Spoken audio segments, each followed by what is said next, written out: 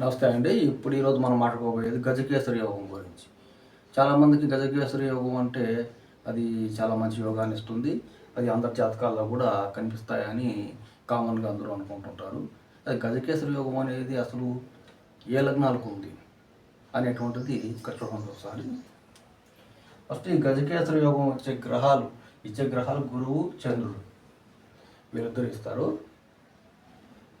ఈ గజ అంటే ఏనుగు, కేసరి అంటే ప్రభు, అంటే ఒక విధంగా రాజయోగం అని అర్థం. సహజంగా గురుచంద్రులు ఇచ్చేది రాజయోగం అని చెప్పేదానికంటే కూడా చాలా మంచి ఉన్నతమైన గుణాలు కలిగి ఉంటారు, సౌమ్యమైన గుణాలు కలిగి ఉంటారు, ధర్మంగా కలిగి ఉంటారు, సున్నితంగా ఉంటారు అని చెప్తే సరిపోతుంది. అయితే ఈ గురుచంద్రులు ఇద్దరు కలిసి యోగం ఇవ్వాలి అంటే ఫస్ట్ వీళ్ళిద్దరూ కూడా శుభగ్రహాలు అయి ఉండాలి. గురువు పాపే ఈ చంద్రుడు శుభుడయ్యాడు అనుకోండి, యోగం రాదు.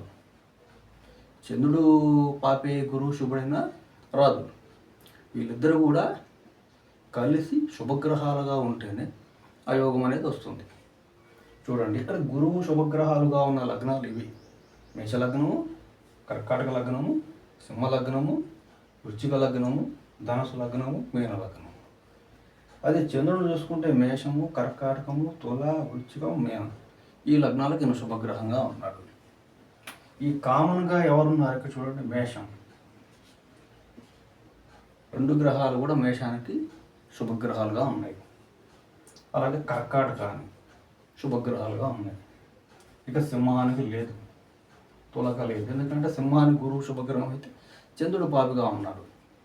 అలాగే తులకి చంద్రుడు శుభుడుగా ఉంటే గురువు పాపిగా ఉన్నాడు, అందుకని లేదు. ఇక్కడ మళ్ళీ వృశ్చికానికి ఇద్దరు కూడా శుభగ్రహాలుగా ఉన్నారు. తర్వాత ధనుస్సు కూడా చంద్రుడు పాపగ్రహంగా ఉండడం వల్ల ఈ లగ్నానికి కూడా యోగం అనేది ఉండదు. తర్వాత మీన లగ్నం.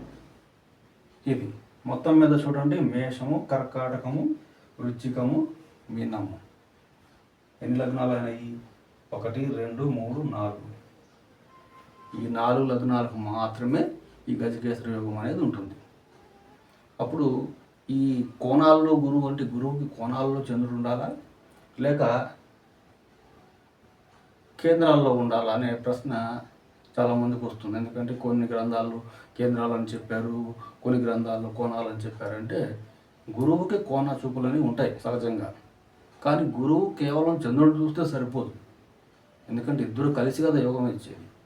చంద్రుడు గురువు పరస్పరం కలిసైనా ఉండాలి, లేదా ఒకరికొకరు చూసుకోవాలి.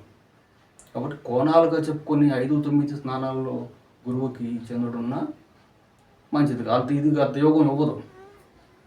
లేదనుకోండి, ఈ చంద్రుడికి కేంద్రాలంటే ఇంకుండదు. ఏంది మన 4, 7, 10 అంటే ఏ విధంగానూ కూడా అది ఒక 7లో ఉంటే తప్ప ఇంకా 7, 10 స్నానాలని గురువు చూడలేడు, అలాగే చంద్రుడు చూడలేడు. అందుకని ఉంటే కలిసి లగ్నంలో ఉండాలి, లేదా సప్తమ స్నానంలో ఒకరికొకరు అంటే లగ్న సప్తమాలు ఉండాలి. ఇలా ఉన్నప్పుడు మాత్రమే యోగం వస్తుంది కదండి.